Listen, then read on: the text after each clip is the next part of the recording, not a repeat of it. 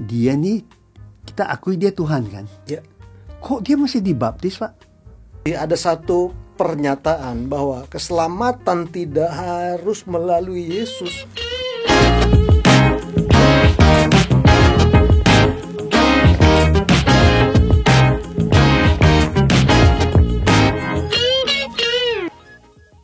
Dari dua hukum yang sudah Pastor jelaskan tadi, tidak ada jaminan bahwa manusia bisa mengarah ke keselamatan yang kekal. Jadi bagaimana supaya setiap manusia memperoleh keselamatan atau keselamatan yang kekal di mata Tuhan? Oke, nah ini kenapa saya harus mulai dari awal. Ini penting supaya kita tuh tahu manusia itu diciptakan seperti apa, terus dijatuh dalam dosa seperti apa. Terus permulaan ciptakan tuh dikasih roh, iya kan Pak? Kemudian jatuh dalam dosa, terus dosa, Iya. luar biasa. Iya. Nah kemudian kita lihat, disinilah hebatnya Alkitab itu. Iya. Disinilah ya Alkitab itu hebatnya. Bahwa kalau lihat ya, sebenarnya semua itu saya tulis di buku Grand Design saya. Iya. Tapi kalau Bapak perhatikan, semua itu kembali lebih kepada satu hal. Ya, kembali kepada satu hal tadi, bahwa rancangan Tuhan buat manusia itu makanya dibilang grand design for all mankind gitu loh. Itu luar biasa. Nah, karena hukum hati nurani nggak bisa, hukum Taurat juga nggak bisa menyelamatkan, akhirnya gini, Tuhan memberikan anaknya Yesus. Nah kembali lagi gitu, oke lah, mungkin terlalu vulgar atau terlalu inilah, terlalu dianggap seperti ya kok bisa seperti itu. Tapi dalam Alkitab itu dijelaskan. Contoh, Yesus lahir, bagaimana lahirnya? Iya. Proses Roh Kudus. Ya, dari dikandung oleh Roh. Lukas 1 ayat 31 sampai 35. Matius 1 ayat 20-21. Iya. Terus dia bilang, dari sini mulai dulu ya, dari sini mulai. Dia bilang gini, kamu harus namai dia Yesus. Iya kan? Kok nama itu dari Tuhan loh Pak? Iya. Bukan dari manusia. Sebenarnya apa sih maknanya nama Yesus? Yesus itu punya arti yang luar biasa Pak. Punya arti yang sangat-sangat luar biasa. Iya, apa artinya Pastor? Yesus itu gini ya, saya kasih contoh. Nanti kalau sempat baca di Bilangan 13 ayat 8. Bilangan 13 ayat 8. Sempat Pastor. Coba. Ya, Bilangan 13 ayat 8. Nah, saya bacakan ya Pastor ya. Dari suku Efraim, Hosea bin Nun. Hosea bin Nun. Ya. Perhatikan ya. Ya, Hosea bin Nun. Hosea bin Nun. Nah sekarang biar cepat ya, biar cepat. Coba Bapak lari ke ayat 16-nya. Wah, luar kepala nih Pastor. Itulah nama orang-orang yang disuruh Musa untuk mengintai negeri itu. Dan Musa menamai Hosea bin Nun itu Yosua. Iya. Yosua bin Nun. Asal mulanya katanya itu adalah Hosea. Iya. Hosea itu dari awal kata Yasa. Hosea itu Yasa. dari kata Yasa. Yasa artinya selamat, keselamatan. Oh. Oke. Hosea keselamatan. Nah, Hosea itu keselamatan. Ya. Nah, kemudian diganti Musa. Tapi di situ tidak diterangkan kenapa dia tahu-tahu tiba-tiba dia menggantikan nama Hosea kepada Yosua. Enggak dijelasin. Tapi saya percaya itu hikmatnya Tuhan, Pak. Kenapa hikmatnya Tuhan? Dari nama Hosea diganti Yosua. Ya, sebenarnya bahasa Asia Yehowosua. Yehowosua. Itu adalah singkatan dari kata Yahweh dan Yasa, Pak. Yahweh dan Yasa, bukan Yahweh Hosea ya. Yahweh dan Yasa. Bapak perhatikan, jadi nama Yesus itu dalam bahasa Ibrani adalah Yosua. Artinya apa tadi? Saya sudah jelaskan, Tuhan yang menyelamatkan. Jadi bangsa Israel pun yang mimpin mereka keluar dari tanah Mesir itu kan masuk. Musa itu nggak punya hak untuk mimpin mereka masuk ke tanah perjanjian, Pak. Kan Musa nggak boleh masuk, Pak. Pastor, boleh saya bilang tanah perjanjian itu gambaran dari keselamatan? Iya, gambaran daripada keselamatan. Makanya itu bangsa Israel itu adalah satu prototip gitu loh. Pemerintahannya Allah itu loh. Nah, lihat dari sini dia Musa tidak menyelamatkan. Tahu nggak kenapa? Hosea diganti namanya Yosua. Yes. Yang jelas Tuhan tuh mau menunjukkan bukan kamu yang menyelamatkan. Kalau seandainya Musa yang punya izin untuk masuk ke tanah perjanjian, berarti nanti Musa bisa jadi bangga. Iya. Gitu loh. Jadi manusia nggak bisa membawa kepada keselamatan ya, bisa. Pastor ya. Ya. Gambaran itu ya sudah jelas. Gambaran. Oh yes. Tapi yang bisa bawa itu hanya Yesus tadi. Yesus tadi.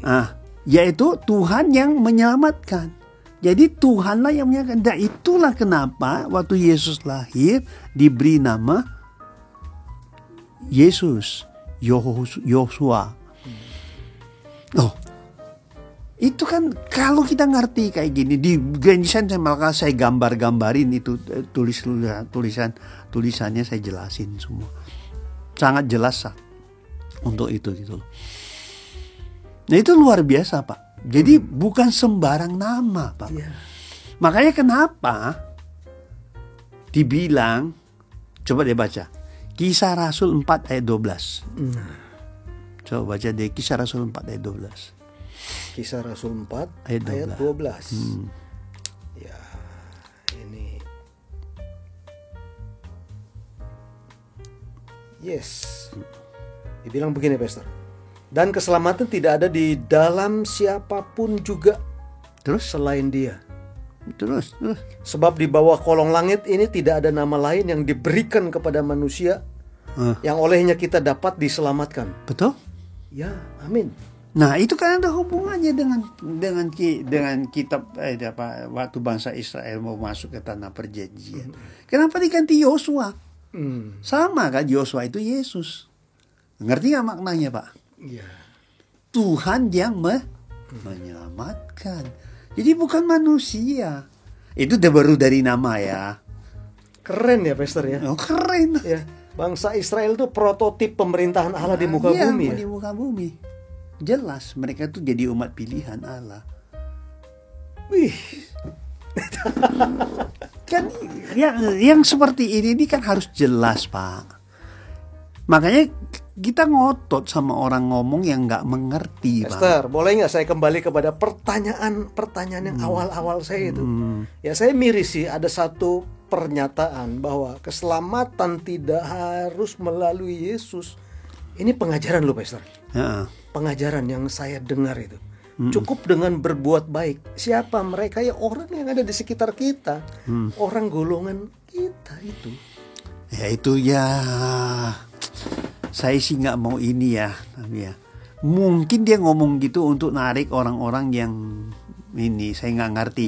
Tapi jelasnya tidak ada keselamatan kalau tidak melalui Yesus. Yes. Kalau menurut ini, Pak ya. Yes. Menurut ini loh. Prototip itu. Jelas kalau kita tahu teologi dan keselamatan itu harus dari Yesus. Kenapa? Sejak dia lahir itu dibuahi oleh Roh. Ya, nah, itu jelas, Pastor. Untuk membuktikannya, Yesus itu menjadi manusia seperti biasa. Dia melakukan kegiatan-kegiatan manusia. Secara manusia. Nah, contohnya. Dia nih, kita akui dia Tuhan kan? Ya. Kok dia masih dibaptis, Pak? Nah, itu kan jadi pertanyaan. Iya kan? Nah, justru kalau Anda akui dia itu manusia sepenuhnya atau Allah sepenuhnya. Ya. Waktu dia jadi manusia, dia itu kan gini, harus menjadi contoh bagi kehidupan manusia yang percaya kepada dirinya. meneladani ya Pastor. Ya makanya kalau orang bilang, kok Tuhan kamu bisa jadi manusia? Kalau saya bilang bersyukur dia jadi manusia, Pak. Iya. Kenapa? Kalau dia nggak jadi manusia, prototip kita hidup benar itu siapa, Pak? Atau contoh teladan kita? Nggak ada, Pak. Sesama manusia. Iya, nggak ada. Iya kan, justru dia hidup di dalam kebenaran. Itu untuk memberikan contoh kehidupan bagi manusia. Nanti lu jalanin kehidupan kamu. Kamu bener apa enggak? Ukurannya apa? Ya. Nah kalau kita, gua ada ukurannya siapa? Yesus. Betul kan Pak? Ya. Karena itulah dia harus jadi manusia. Dia harus dibaptis. Kalau dia orang percaya harus dibaptis umpamanya. Iya kan? Terus dia dipenuhi roh. Loh dia dari roh. Ya. Tapi kenapa harus dipenuhi roh? Nah fakta inilah kita haruslah. Nih ayat kuncinya nih ya. Ayat kuncinya coba. 1 Yohanes 2 ayat 6 coba. Ayat 1 Yohanes 2 ayat 6. Ya ini cuman garis besarnya aja Pak sebenarnya. Ya, Kalau 1 mau Yohanes 2 ayat 6. Saya baca nih Pastor. Barang siapa mengatakan bahwa ia ada di dalam dia, ia wajib hidup sama seperti Kristus telah hidup. Iya. Teladan. Jadi dia, ya kadang-kadang ada pertanyaan yang lucu-lucu kadang-kadang gitu loh. Ini karena penafsirannya hanya pada ayat. Contohnya, masa sih dia Tuhan, dia harus berdoa di Getsemani, doa kepada Bapaknya. Ya you nggak tahu apa tujuannya. Kamu pernah nggak? Bagi kami yang percaya kepada dia, ya kami lakukan seperti yang Yesus lakukan. Waktu itu kan dia jadi memang dia masih manusia. Dia harus memberikan teladan. Ada contoh bagi kehidupan kita. Pastor, kembali kepada peristiwa kejatuhan di Kejadian tadi ya. Manusia telah kehilangan kemuliaan Allah, telah kehilangan roh Allah dan manusia dikuasai oleh daging. Bagaimana pasca kehidupan Yesus dia mati bagi kita? Apakah roh itu bisa dikembalikan kepada manusia? Nah itu dia. Kalau ini makanya harus disimak dari perjanjian lama. Iya. Waktu manusia jatuh dalam dosa kan tadi yang Bapak bilang, roh Allah keluar. Bapak kalau baca perjanjian lama, tidak ada satupun nabi yang sanggup mengembalikan roh Allah ke manusia, itu nggak ada Pak. Iya. Yang ada itu cuma hinggap. Iya. Sifatnya sementara. Iya. Kita pilih salah satu ya. Nabi yang paling keren lah, yang paling kita kenal lah, yang paling terkenal lah, yang luar biasa disayang Tuhan. Ya, kita pilih ya, coba ya Musa ya. Coba baca Bilangan 11 ayat 25 Pak. Musa, nabi yang disayang Tuhan. Kalau sebenarnya mulai dari ini ya, dari ayat sebelumnya sebenarnya, ayat 25 langsung. Ya, kalau saya urutin sih memang berangkaian ya. Dia berangkaian. Punya satu keterikatan ya. Nah, Bilangan berapa Pastor? 11 ayat 25. Ayat 25. Wah, ini saya baca nih Pastor. Lalu turunlah Tuhan dalam awan dan berbicara kepada Musa. Kemudian diambilnya sebagian dari roh yang hinggap padanya. Yang apa? Yang hinggap padanya. Ini Musa loh Pak. Iya. Yang penuh dengan roh. Iya, hinggap sifatnya hinggap. Ini Musa loh Pak. Dan ditaruhnya atas ke-70 tua-tua itu. Ketika roh itu hinggap pada mereka, kepenuhanlah mereka seperti nabi. Tetapi sesudah itu tidak lagi. Sesudah itu? Jadi nabi-nabi yang dulu sebelum Yesus datang itu Roh Kudus itu tetap berkarya. Cuman sifatnya dia mau pakai nabi ini, dia hinggapi nabi ini bicara atas nama Tuhan. Tapi setelah itu nggak lagi karena sifatnya sementara. Nggak permanen ya, nggak permanen. Nah kamu lihat Yesus waktu datang aja dilahirkan oleh Roh, betul? Ya, Yesus adalah Allah Roh yang jadi Yesus. Ya artinya dia dibuahi oleh Roh. Itu kan sudah kita jelaskan. Nah kembali lagi kamu lihat, Bapak lihat, di dalam pelayanannya dia dipenuhi roh, dia disertai dengan roh, dia dicoba, terus dia dipenuhi oleh roh. Itu luar biasa. Ini saya singkat kalau memang mau detail sekali, nanti judul lain kita nggak nyambung.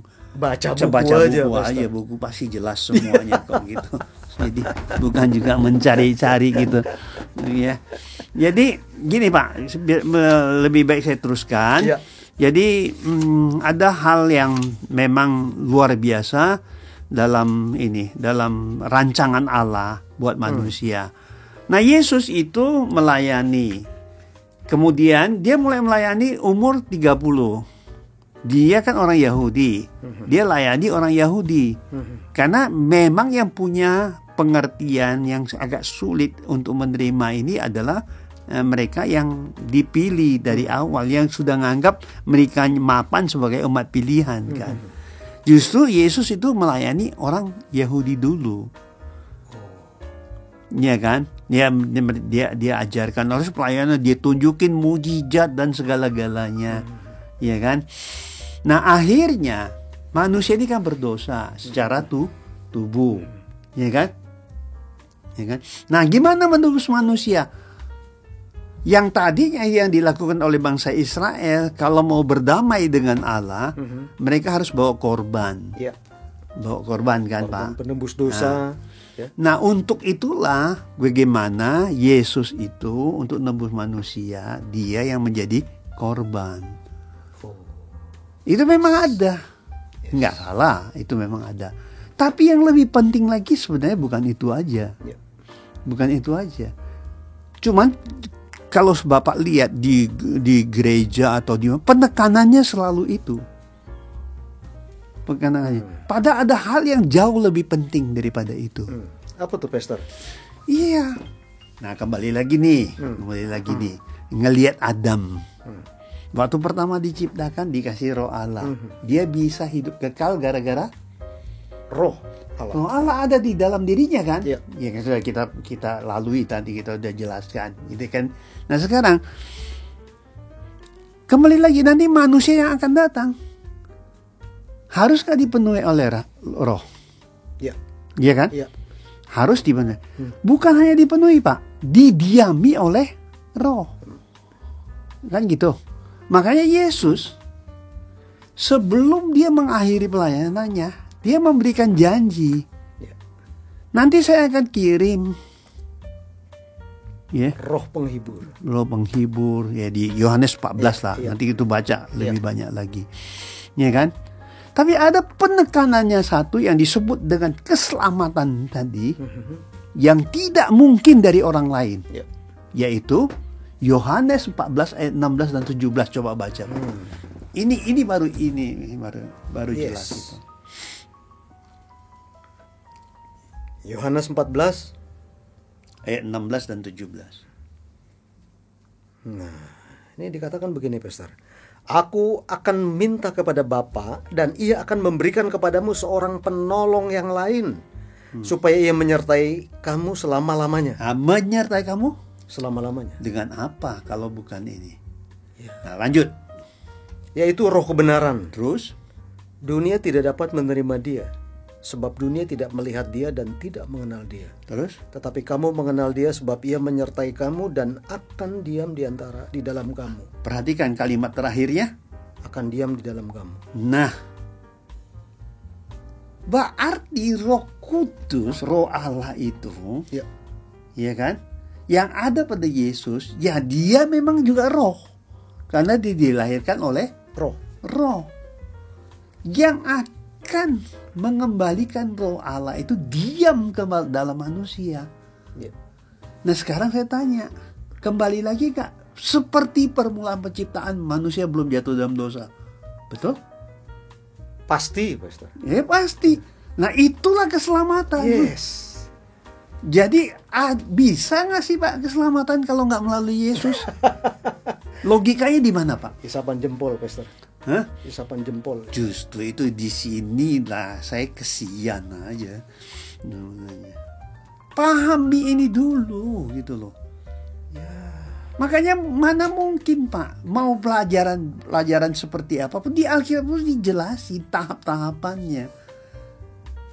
Nah itu yang disebut keselamatan. Nah dia nebus kita dengan tubuhnya supaya kita bisa berdamai dengan Allah. Setelah itu dia memberikan roh Allah itu kembali ke manusia. Nah titik awalnya kenapa saya bilang kalau kamu bicara keselamatan dari awal kan, ya bicara dulu dari penciptaan manusia. Kalau enggak bakal nyambung Pak.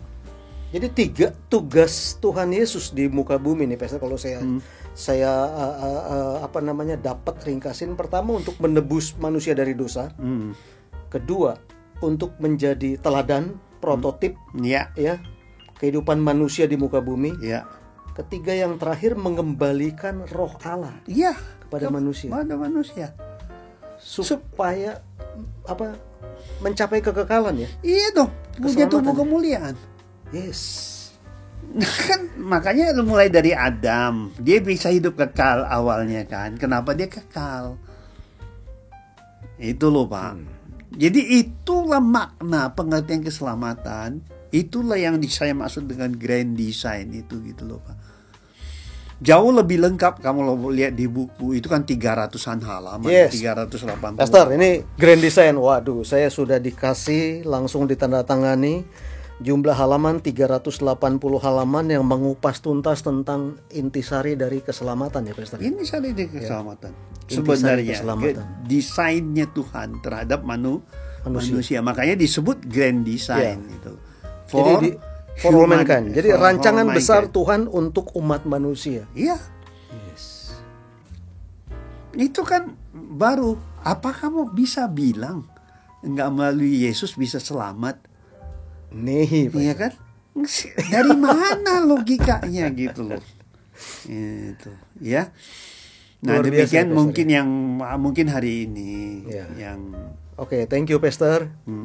Ini ada satu buku lagi, saya belum sempat baca nih Pastor ya. Ini karena baru dikasih, saya janji mungkin dalam waktu 1-2 minggu selesai nanti saya ajak discuss hal-hal yang benang merah apa yang terdapat di dalam firman Tuhan dan pengetahuan. Iya, banyak lagi sih sebenarnya mau dibahas. Cuman kan kebetulan ini kan koridornya tentang keselamatan. Kita juga nggak bahas habis. Itu hanya poin-poin yang penting yang perlu diketahui gitu loh. Tapi yang jelas saya bisa jawab Bapak kenapa harus Yesus gitu loh. Tanpa Yesus nggak bisa, itu aja deh gitu. Jelas Pastor ya, dari hulu sampai hilir itu ya. Dari penciptaan manusia jatuh dalam dosa, tentang karya Roh Kudus dan tentang karya penyelamatan di dalam Yesus. Iya betul. Ya, thank you Pastor. Thank you. Sudah mau hadir datang ke podcastku ya, menjelaskan lebih banyak, dan saya percaya acara ini akan menjadi berkat bagi banyak orang ya yang membukakan mau dengar kebenaran ini gitu, supaya percayalah kepada Yesus itu loh. Ini fakta. Jadi memang ya mau dibahas dari sisi apapun ya silakan. Logika pun boleh gitu loh. Gitu loh. Ya, kesimpulannya tidak ada nama lain di muka bumi yang bisa memberikan keselamatan selain nama Yesus. Iya, Kisah Rasul 4 ayat 12. Makanya nama Yesus tadi unik kan? Kenapa harus Allah? Malaikat yang ngasih ribuan tahun sebelum dia dilahirkan sudah menjadi representasi tentang keselamatan ya, Pastor ya. Luar biasa. Itu penting Pak, harus diketahui. Jadi kita nggak sembarangan ngomong. Gitu. Baik, terima kasih sekali lagi Pastor. Ya, Bapak Ibu, saudara-saudara terkasih, sobat Biblical Living, terima kasih sudah dengan setia menyaksikan, menonton tayangan-tayangan tentang pengajaran tentang kebenaran firman Allah.